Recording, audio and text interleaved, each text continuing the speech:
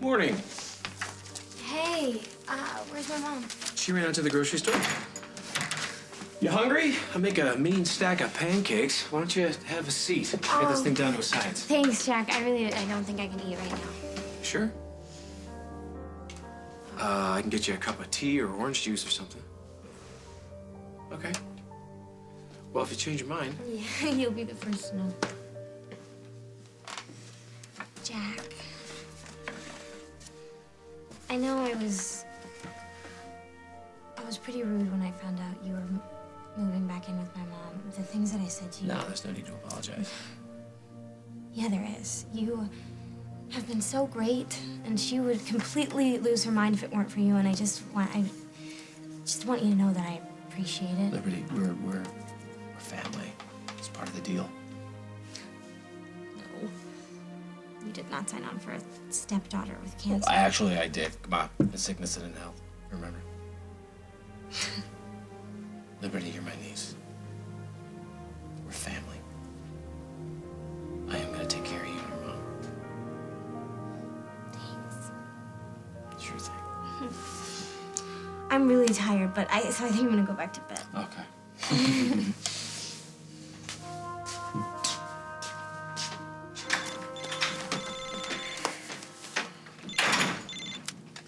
Hello. Hi, it's me. Hi. I know you've got your hands full with Liberty, but Parker's principal just called. He'd like to see us. Did he say what about? No, just that he can't wait. But if you're too busy... I'll be there.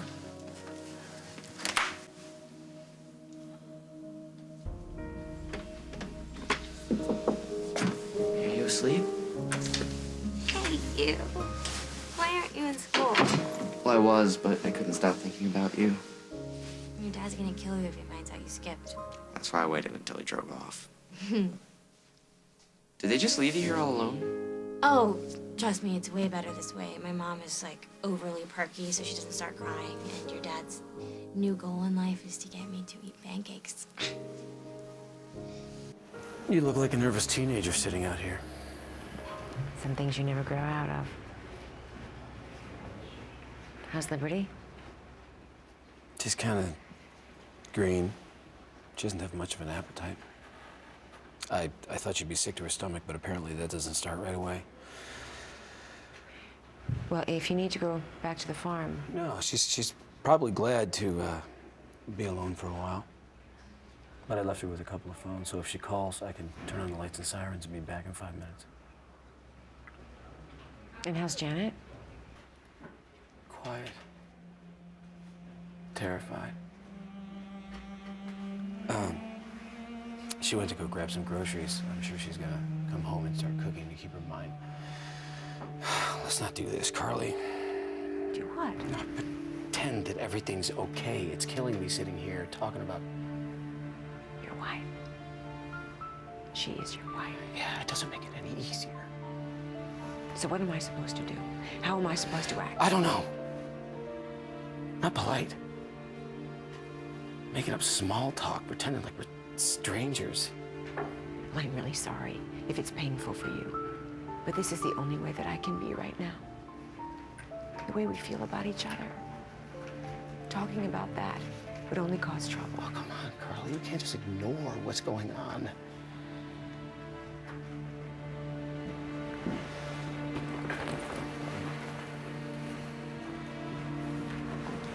Parker's been leaving for school every morning. I had no idea that he was cutting classes, did you? No, of course not. I thought he was getting back on track now that you've been back home. He knows how important his grades are this semester if he wants to go to college.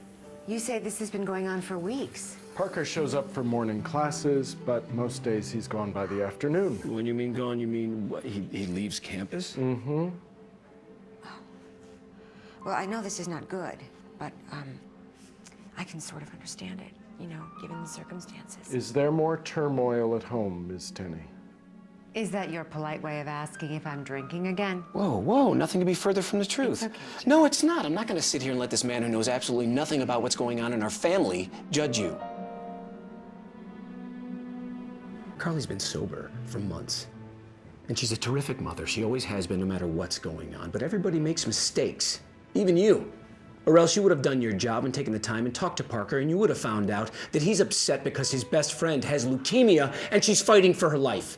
I knew about Liberty, but I didn't put it together. Obviously. And Liberty doesn't want the whole school talking about her, so I'd appreciate it if you kept it under wraps as much as possible. Of course. We will talk to Parker, make sure he catches up on his schoolwork. And next time, you do the math before you come up with the answer. We're done here. Plenty of people have gone through rehab, and the audacity to assume that you've started drinking again is absolutely absurd. Not impossible, Jack. I don't care. You're stronger than that. You know, it's a funny thing about the program.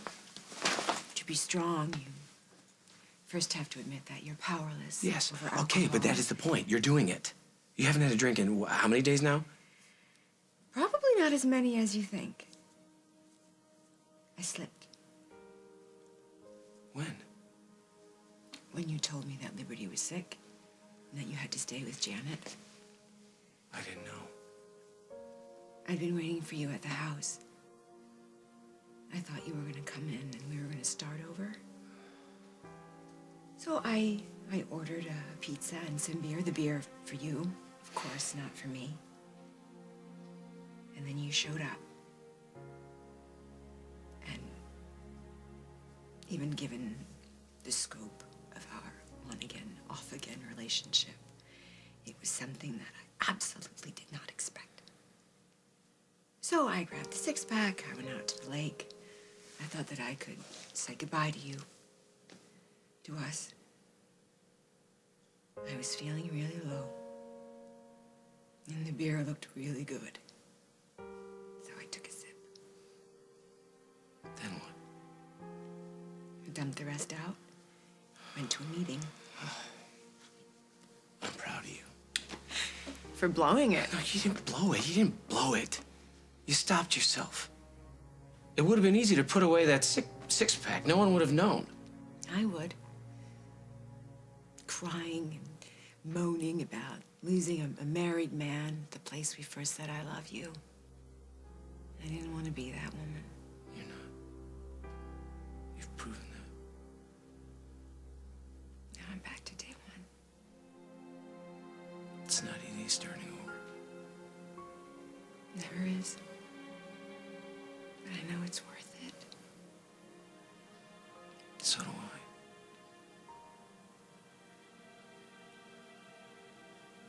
Parker's bike's outside, so Yeah. we know he's here. Probably upstairs with Liberty. Let's go deliver the bad news.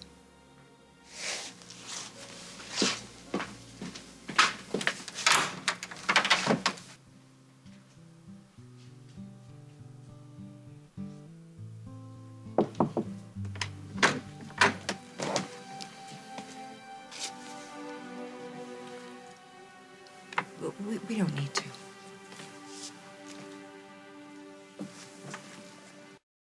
Look, I'm sorry. I know cutting class is wrong, but I just couldn't pay attention to anything that was going on. And you know that's not an excuse. I know, right? but come on, Dad. I was just sitting there, and all I could think about was Liberty.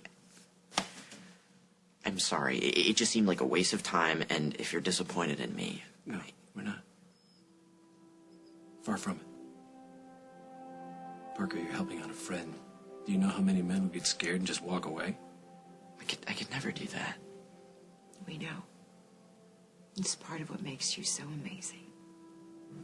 Just in the future, when you'd like to skip school, why don't you give us a heads up so we can let the teachers know?